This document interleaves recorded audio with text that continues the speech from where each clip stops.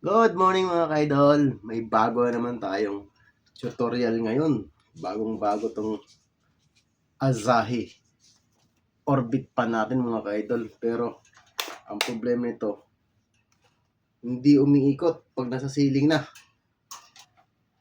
Ayan o, saksak natin. Ayan. Steady lang. Napipigilan yung ikot mga ka-idol o. Ayan. Madali lang to ayusin mga ka-idol. Para di kayo mahirapan. Hindi nyo kailangan tumawag pa ng technician.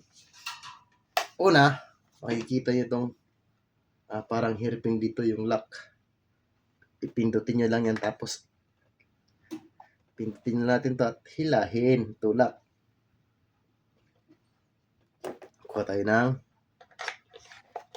panghila. Ayan mga ka-idol. Ito lang ang lock. Dito tayo mag-focus mga ka-idol. Bagong-bago siguro. Maluwag lang ang adjustment. Tanggal natin itong tornilyo sa cover.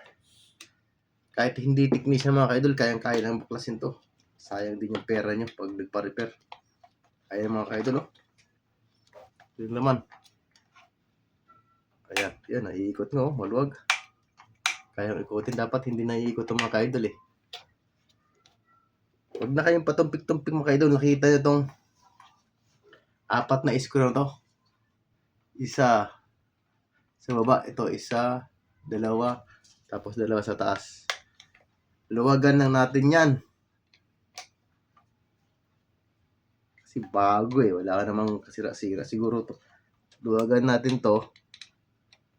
Ayan, 4 na yan. Ayan. Pag naluwagan na, saka natin, may parang may na-adjust yan. Kunting-kunti lang adjustment.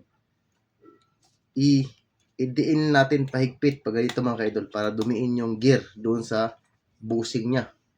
Pag nadiin na, saka natin ilak ulit. Ayan. Okay.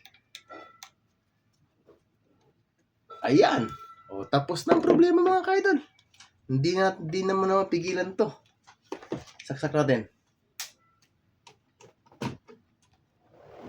Ayan, umikot na oh. Pigilan natin. Wala, hindi mo kayang pigilan mga ka-idol oh. Salpak natin. Ganun lang kabilis mga ka-idol. Ang dali-dali.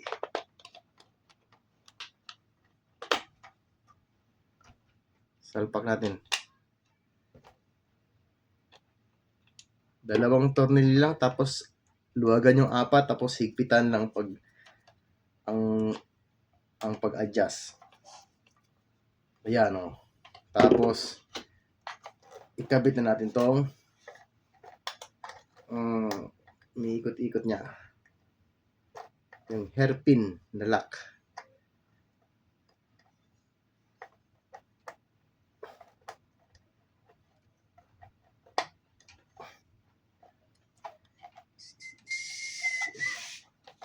Ayan mga ka-idol, nalock na. O, diba? Makikita nyo to, ikot-ikot ito. Hindi na natin makayang pigilan yan. O, diba? Ayan o. Pigilan natin. O, hindi mo kayang pigilan mga ka-idol o.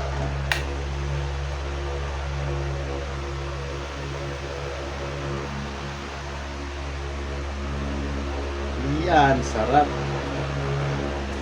Ayos, thank you for watching mga ka-idol. Sana makatulong.